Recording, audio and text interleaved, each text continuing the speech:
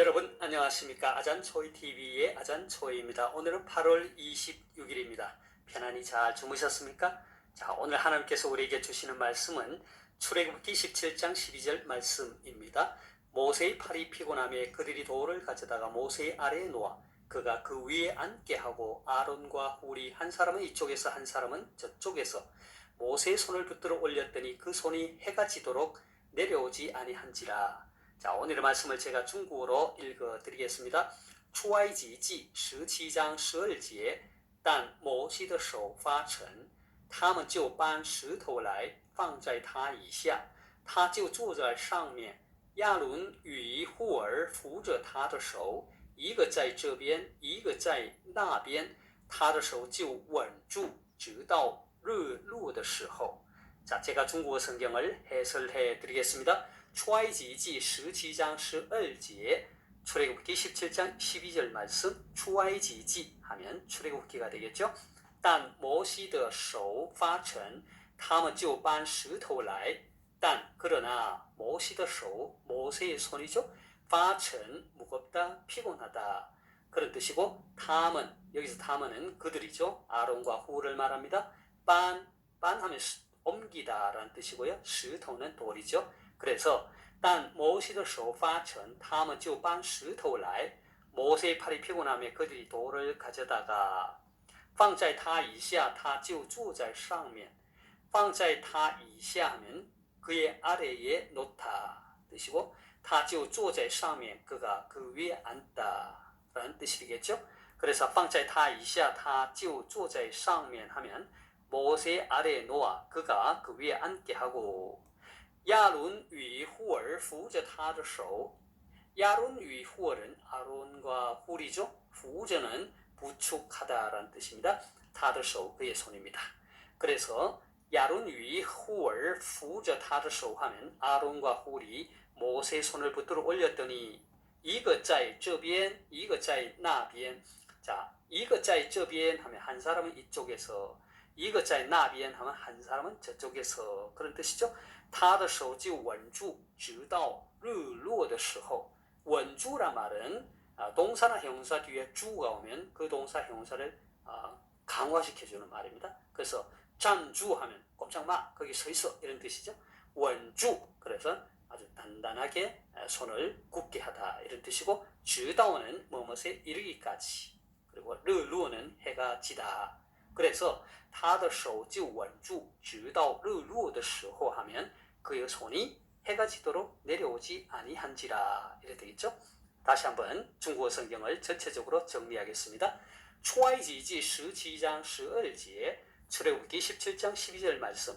但摩西的手发沉他们就搬石头来 모세의 팔이 피곤함에 그들이 돌을 가져다가 放在他以下他就坐在上面 모세의 아래에 놓아 그가 그 위에 앉게 하고 亚伦与户尔扶着他的手 아론과 훌이 모세의 손을 붙들어 올렸더니 一个在这边一个在那边 한 사람은 이쪽에서 한 사람은 저쪽에서 他的手就稳住直到日落的时候 그의 손이 해가 지도록 내려오지 아니한지라 되겠습니까?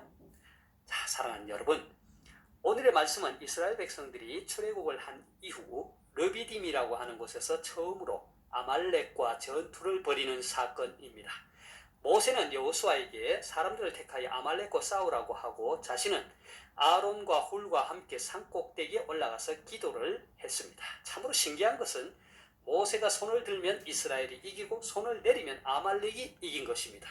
모세의 팔이 피곤하여 더 이상 들어 올릴 수 없을 때 아론과 훌이 도와서 그의 팔을 해가 지도록 들어 올렸습니다. 결국 이스라엘이 크게 승리하게 되었습니다.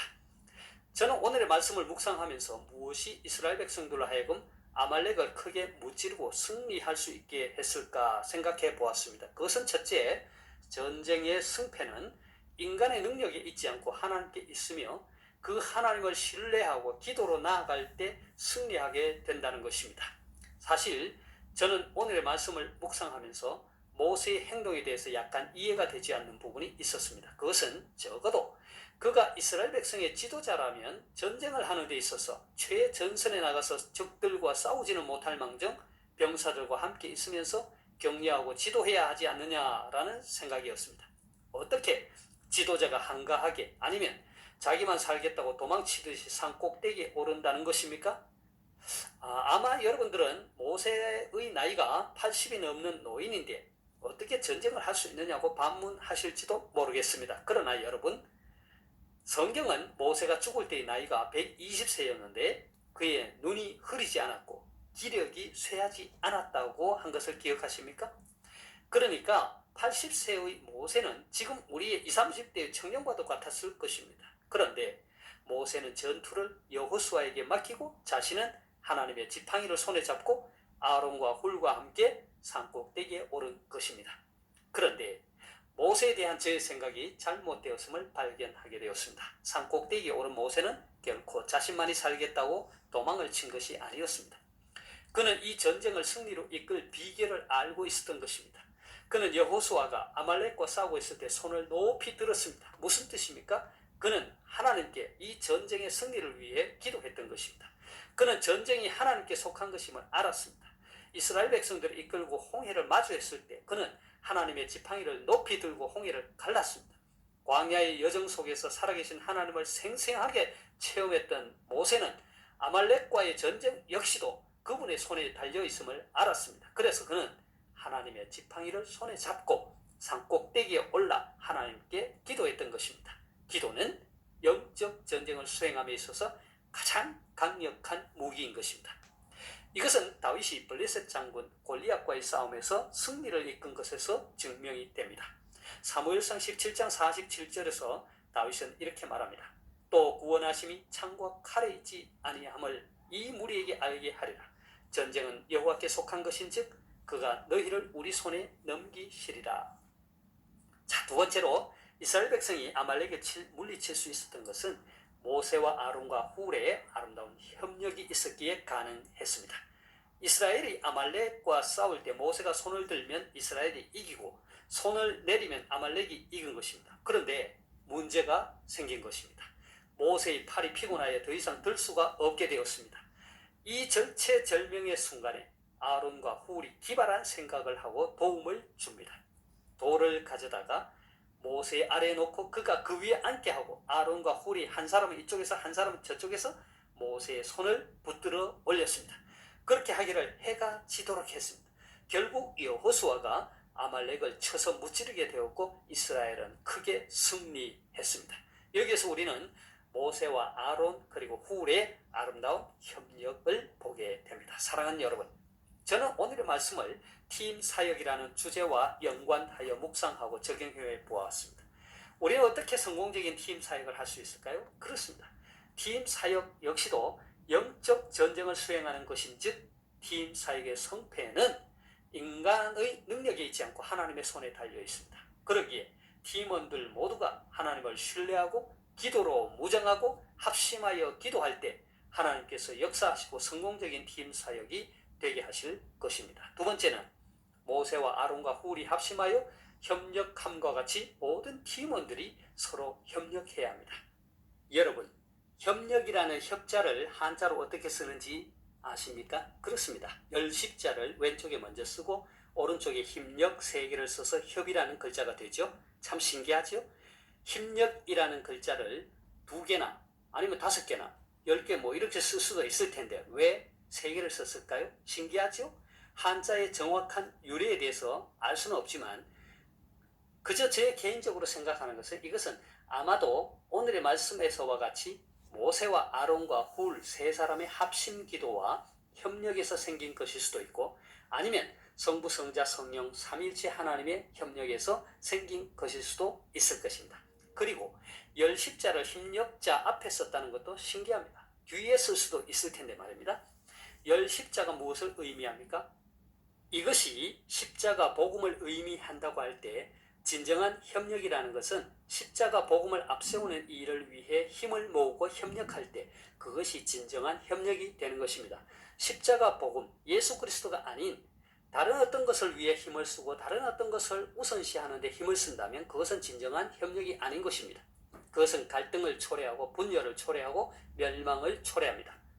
적어도 하나님의 일을 하는 데 있어서 말입니다.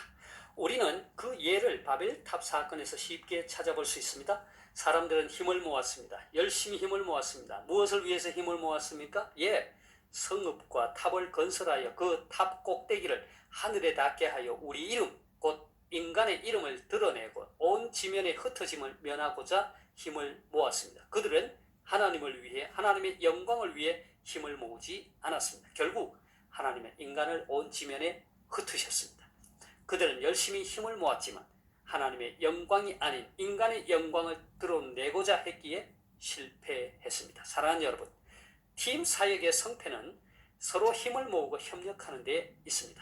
선교 사역이 성공적이기 위해서는 서로 협력해야 합니다. 선교사와 현지 지도자와의 협력, 선교사와 현지 교회와의 협력, 선교사와 동료 선교사들과의 협력, 더 나아가 교단과 선교단체 등과의 협력이 이루어져야 합니다. 그 일이 하나님의 영광을 드러내고 십자가 복음 그리스도를 앞세우는 일이라면 기꺼이 협력을 해야 합니다. 비록 교단이 다르고 교파가 다르다 할지라도, 비록 내 이름이 나지 않고 내게 손해되는 일이 있다 할지라도 협력하고자 노력해야 합니다. 반대로 그 일이 하나님과 아무런 관계도 없고 십자가 복음 그리스도를 앞세우는 일이 아닌 것이라면 우리의 에너지를 낭비할 필요가 없죠. 왜냐하면 그것은 진정한 협력이나 팀 사역이 아니기 때문입니다. 바라기는 저와 여러분 모두 하나님의 영광을 드러내고 그리스도 복음, 십자가를 위하는 일이라면 그것이 국내 선교든 해외 선교든 아니면 그것이 교육 선교든 문화 선교든 관계없이 힘을 모으고 협력할 수 있기를 소망합니다. 제가 오늘 말씀을 다시 한번 읽고 마치도록 하겠습니다. 출애굽기 17장 12절 말씀. 모세의 팔이 피곤하며 그들이 돌을 가져다가 모세 아래에 놓아 그가 그 위에 앉게 하고 아론과 훌이 한 사람은 이쪽에서 한 사람은 저쪽에서 모세의 손을 붙들어 올렸더니 그 손이 해가 지도록 내려오지 아니한지라.出埃及记17章12节，但摩西的手发沉，他们就搬石头来放在他以下，他就坐在上面。亚伦与户尔扶着他的手，一个在这边，一个在那边，他的手就稳住，直到日落的时候。하나님께서 여러분에게 복 주시기를 원합니다. 愿神赐福大家，明天再见，내일 다시 뵙겠습니다.